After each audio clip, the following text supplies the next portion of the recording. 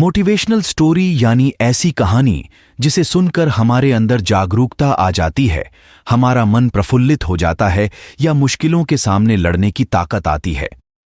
हर किसी के जीवन में मुश्किलें आती हैं, परंतु हमें कभी भी हार नहीं माननी चाहिए। इसी प्रकार इस वीडियो में हम छात्रों के लिए प्रेरक कहानी हिंदी में बताएंगे, जिसे सुनकर आपके अंदर एक अलग प्रकार की जागरूकता आ जाएगी। तो आओ कहानी सुनते हैं। आखिरी प्रयास। शाह। एक समय की बात है। एक राज्य में एक प्रतापी राजा राज करता था। एक दिन उसके दरबार में एक विदेशी आगंतुक आया और उसने राजा को एक सुंदर पत्थर उपहार में दिया। राजा वह पत्थर देख बहुत प्रसन्न हुआ। उसने उस पत्थर से भगवान बुद्ध की प्रतिमा का निर्माण कर उसे राज्य के मंदिर में स्थापित करने का निर्णय लिया और प्रतिमा निर्माण का कार्य राज्य के महामंत्री को सौंप दिया। महामंत्री गांव के सर्वश्रेष्ठ मूर्तिकार के पास गया और उसे वह पत्थर देते हुए बोला, महाराज, मंदिर में भगवान बुद्ध की प्रतिमा स्थापित करना चाहते हैं। 7 दिवस के भीतर इस पत्थर से भगवान बुद्ध की प्रतिमा तैयार कर राजमहल पहुंचा देना। इसके लिए तुम्हें 50 स्वर्ण मुद्राएं दी जाएंगी।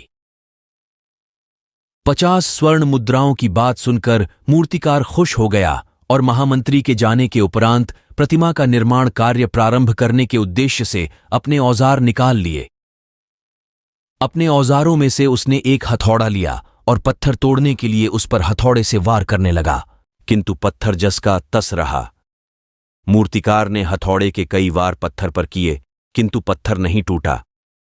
50 बार प्रयास करने के उपरांत मूर्तिकार ने अंतिम बार प्रयास करने के उद्देश्य से हथौड़ा उठाया, किंतु यह सोचकर हथौड़े पर प्रहार करने के पूर्व ही उसने हाथ खींच लिया कि जब 50 बार वार करने से पत्थर नहीं टूटा तो अब क्या टूटेगा। वह पत्थर लेकर वापस महामंत्री के पास गया और उसे यह कह वापस कराया कि इस पत्थर को तोड़ना नामुमकिन है, इसलिए इससे भगवान बुद्ध की प्रतिमा नहीं बन सकती।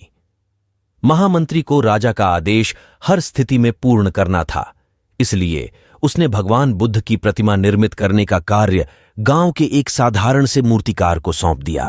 पत्थर लेकर मूर्तिकार ने महामंत्री के सामने ही उस पर हथौड़े से प्रहार किया और वह पत्थर एक बार में ही टूट गया। पत्थर टूटने के बाद मूर्तिकार प्रतिमा बनाने में जुट गया।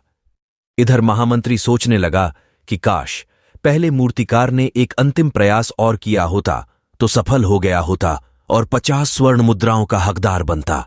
इस कहानी से हमें यही सीख मिलती है मित्रों, हम भी अपने जीवन में ऐसी परिस्थितियों से दो चार होते रहते हैं।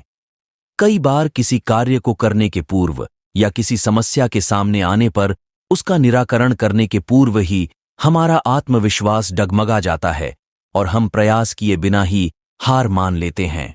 कई बार हम 1-2 प्रयास में असफलता मिलने पर आगे प्रयास करना छोड़ देते हैं, जबकि हो सकता है कि कुछ प्रयास और करने पर कार्य पूर्ण हो जाता या समस्या का समाधान हो जाता।